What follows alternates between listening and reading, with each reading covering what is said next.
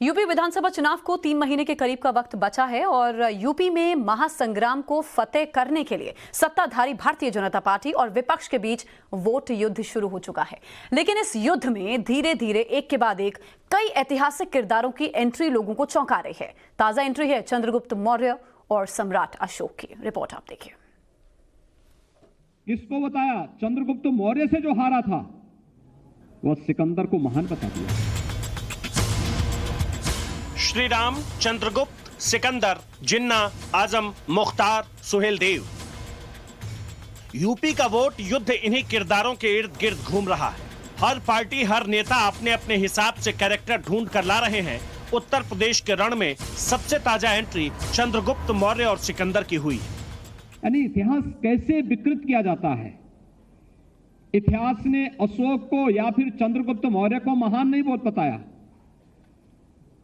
किसको बताया? चंद्रगुप्त मौर्य से जो हारा था वह सिकंदर को महान बता दिया। कितना धोखा देश के साथ हुआ है। यूपी की जंग में सिकंदर और चंद्रगुप्त के बीच जंग की बात निकली तो वो असदुद्दीन ओवैसी के पास पहुंच गई। ओवैसी ने इसके बहाने हिंदुत्व को नकली इतिहास की फैक्ट्री करार दे दिया। हिंदुत्व नकली इतिहास की फैक्ट्री है। सिकंदर और चंद्रगुप्त कभी जंग के मैदान में आमने सामने आए ही नहीं थे। बाबा लोग अपनी सहूलियत के हिसाब से चीजों को तोड़ मड़ोड़ कर पेश कर देते हैं।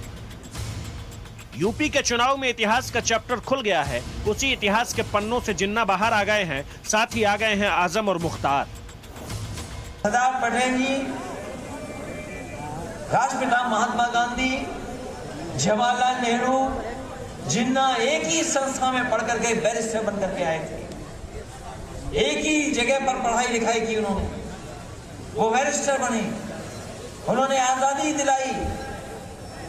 उन्हें किसी भी तरीके से अगर किसी का भी संघर्ष करना पड़ा होगा तो वो पीछे नहीं हटे। देश के पहले प्रधानमंत्री जिन्ना को बना दिया गया होता तो भारत का बंटवारा ही नहीं होता। उत्तर प्रदेश के चुनाव में जिन्ना कहां से आ गए, ये जिन कहां से पैदा हो गया उनको नहीं मालूम। इस जिन को तो हमने भगा दिया पाकिस्तान को के बचाओ तुम, हम नहीं जाएंगे। ये भारत राजा अजमेरी की सरजमीन है, हम यहाँ पर रहेंगे, हम भारत को छोड़ के नहीं जाएंगे। उनके जैम का मतलब है जे से जिन्ना, ए से आजम खान और एम से मुख्तार। लेकिन जो लोग आज जिन्ना का समर्थन कर रहे हैं एक प्रकार से तालिबान का समर्थन भी कर रहे हैं। तालिबान के समर्थन में नारेबाजी तो वहीं से शुरू हुई थी ना। तालिबान के समर्थन में इन्होंने ही वक्तव्य दिए थे ना। इसलिए भाइयों बहनों, हमें इन सब बातों को समझने का प्रयास करना चाहिए। यूपी की चुनावी फिजा में राजा सुहेलदेव और फूलन देवी के नाम का भी शोर सुनाई दे रहा है।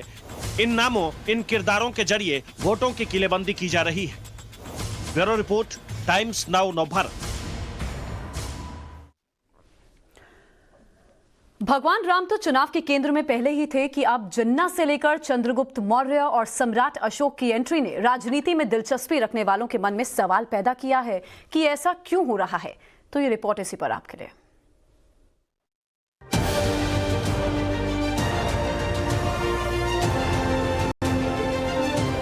यूपी में राम नाम की गूंज क्यों है, ये ना तो बताने की जरूरत है, ना ही जताने की।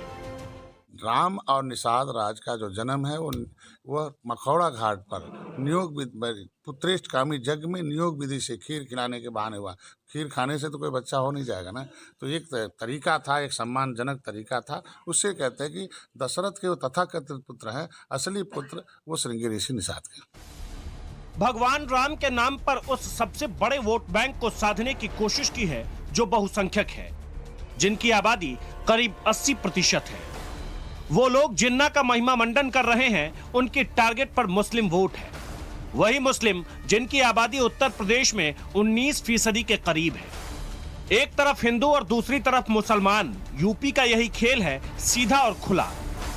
उत्तर प्रदेश में जो दशकों तक जो है जाति समीकरण और एक संप्रदाय विशेष के को अपीजमेंट करके जो चुनाव जीता जाता था, उसको उसका काउंटर करने के लिए जो उनकी स्ट्रेटजी है वो डेवलपमेंट और हिंदुत्व, विकास और हिंदुत्व।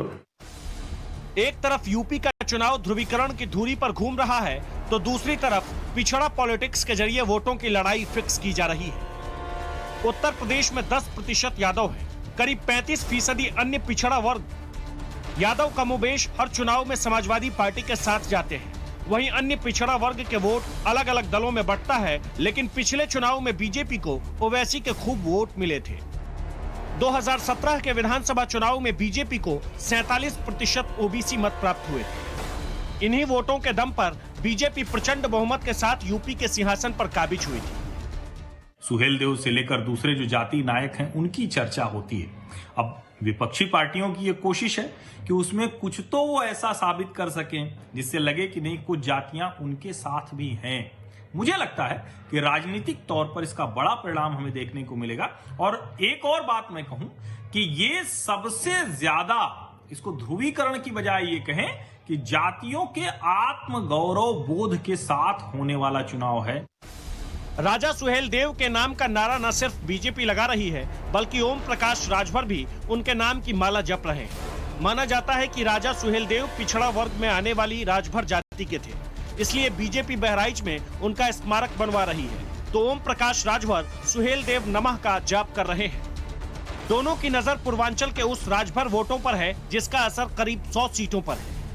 2017 में ओम प्रकाश राजभर बीजेपी के साथ थे, लेकिन इस बार अखिलेश की साइकिल पर सवार हो चुके हैं। बीजेपी ने ओम प्रकाश राजभर की कमी को पूरा करने के लिए अनिल राजभर को मंत्री पद दे रखा है। अब देखने वाली बात यह होगी कि पिछड़ा वर्ग की इस पॉलिटिक्स में कौन किसे परास्त करता है। ब्यूरो रिपोर्ट, टाइम्स नाउ नव भारत।